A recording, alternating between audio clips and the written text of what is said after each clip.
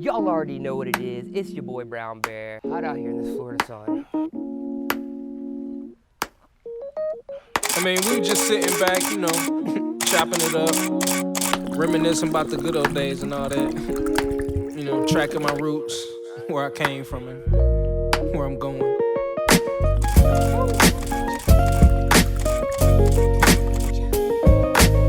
But like I say, man, always said it. So let's just go ahead and dive in.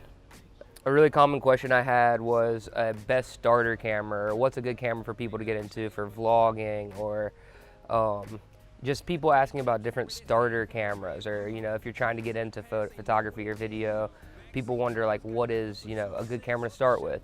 So there's a couple things that I look into when I'm buying a camera. One of them is budget, like how much money do I actually want to spend on this camera. Do I have a couple $1,000s to spend? Do I have a few $100s to spend?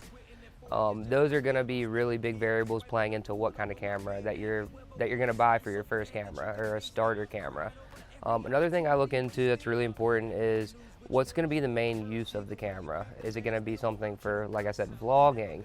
Is it going to be something for still photography, like portraits? Is it going to be something for more like extreme sports? So the type of work you want to do is going to directly correlate to what camera you need or what's going to best suit you. That being said, I think whatever inspires you to go out and shoot and create, whether that's a DSLR like a Canon Rebel, also something like a GoPro, something that's really versatile that you're able to carry around with you all the time. But at the end of the day, it really just comes down to what is going to inspire you to create. If it's, we all have cameras in our pockets with iPhones and things like that. So you're able to create now without really having much equipment. But, if maybe it will take you buying a camera for you to really take it seriously and start creating. What's my favorite type of photos? Portraits, actions, landscapes, candids. So I love shooting everything. I really like experiencing things with other people regardless of what the content is. I really like just that experience of the process, being able to create with people, whether it's the subject and the talent, whether I'm working with models or athletes. Just that bond between me and the talent is something that I really enjoy. But I'd say probably my favorite type is shooting in the ocean. I love shooting like underwater stuff in the ocean. Those are the type of things that I think I'm the most happy in the water. I'm a kid from the beach, so that's just the type of thing that's gonna really get me going. When did I get into photography and video, art in general? So I first started creating when I had a couple like first generation GoPros when I was really young, probably like 12, 13, little handy cams that you could buy from CVS that you put AA batteries in. So like I've always been into creating. I think I really started taking it seriously when I was probably about 15 or 16. Going to the skate parks, a lot of my friends had cameras, mostly photography cameras with fisheyes, and I really got to experiment on just like how to take a photo, how to frame. Capturing that one exact special moment has always been something that's like really important with extreme sports. So just like making skate and surf videos with my friends, those have been the times that I really look back on and be like, wow, I really started with just throwing things in iMovie and doing just simple little edits with my friends of us being funny and just goofing around at the skate park or whatever it may be. How long does it take me to edit a video? So this is like a pretty vague question. It depends on the video, obviously. It depends on how much content it is. How long is the video going to be? Is it going to be on Instagram, YouTube? Am I editing 500 hours of footage into 1 minute? Or am I editing 1 hour into 10 minutes? So all those go into consideration. So it can be anywhere from, a couple hours to, months, depending on the project. If I could do a photo shoot with one person, who would it be? So I've always, my 5-year plan, about 2 years ago, I made a plan with one of my friends to kind of see where I wanted to be in the future and kind of just get my goals aligned. Which I really suggest people doing if you really don't know your path. So kind of sit down and just try to figure out, where do you want to be? And 2 years ago, I had said, I really would love to direct a Drake music video. As silly and crazy as that sounds and outlandish and how that may never be possible, that's just something that like I'm a huge Drake fan, so I'm like, if I can manifest that, that would be great. If not, so be it. But it's a good goal to reach to in my eyes. Very shooting for the moon. What editing apps do you use for your photos? So I use a few different apps. The most important one being Adobe Lightroom. Adobe Lightroom is just a photo editing software that I think most photographers use.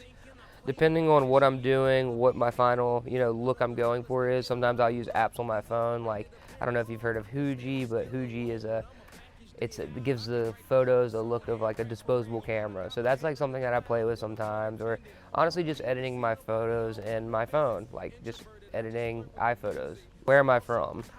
So I am from Wilmington, North Carolina. I was born and raised there.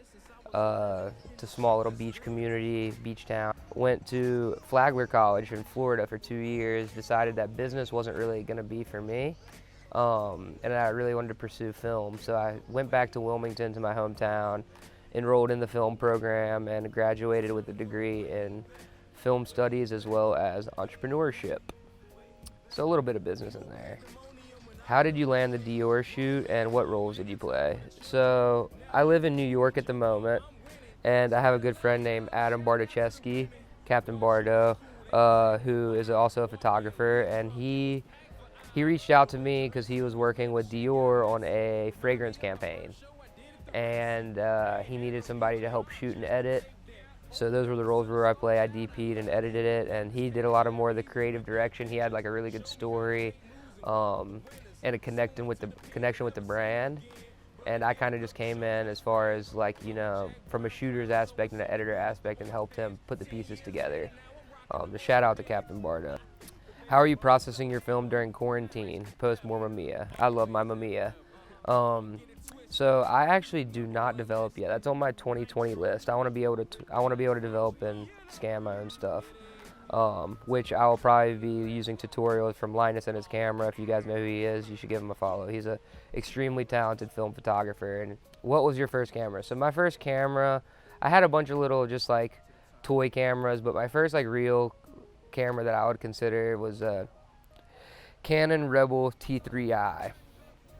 And I bought water housing and a Tokina 10-17 fisheye, and I strictly shot photos in the ocean. That was just something that I really was passionate about, and I really loved being in the water.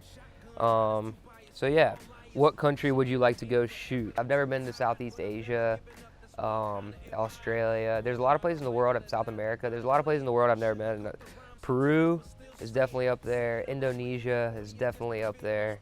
Those are the top two, I think, Indonesia and Peru. How many cameras do you have? I love your work, by the way. Thank you so much. So how many cameras do I have? I have a GH5 that I use mostly for video. I have a Canon 5D Mark IV that I use mostly for photography. I have a Mamiya RB67, which is a medium format film camera that I shoot a lot of portraits on. I have I have this little Canon AF35ML that's a 35 point and shoot, something that's just like fun for partying and just something a little bit more easy. And then I also have this Rideau 3D camera that I create a lot of these little 3D GIFs with that are really fun. How do you start vlogging? A great question. I think the best answer is to just do it. There's never going to be a right time, right place. Nothing's ever perfect. So the best thing you could do probably is just start, post, and see what kind of feedback you get. People will guide you the right way. Any tips on time management when you are your own boss? So this is like something that I've had to get help with as well. It's because it's not easy when you're your own boss, making yourself sit down and get stuff done. Something that I do personally is I write out a schedule for my day the night before.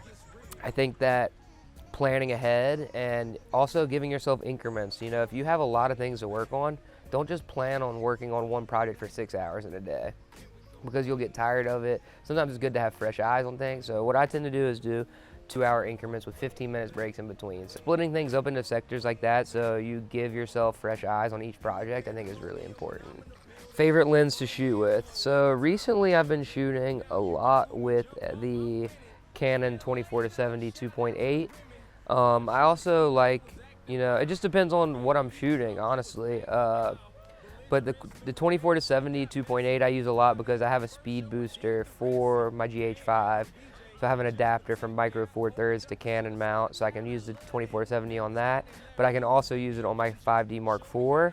It's a really versatile lens as far as having zoom and being able to open up to a 2.8 and get that depth of field that I'm looking for. So that would be the lens that I'd use the most right now. Thanks for tuning in. Cameras and coffee. Coffee's in camera. We'll see you next week. Twisted, #1 listed, Nitro, with the nice flow, you know, get in, take a picture, baby, it'll last longer, all in your mouth, yeah, in retrospect, I'm just thinking back to the time when it was all good, the golden era.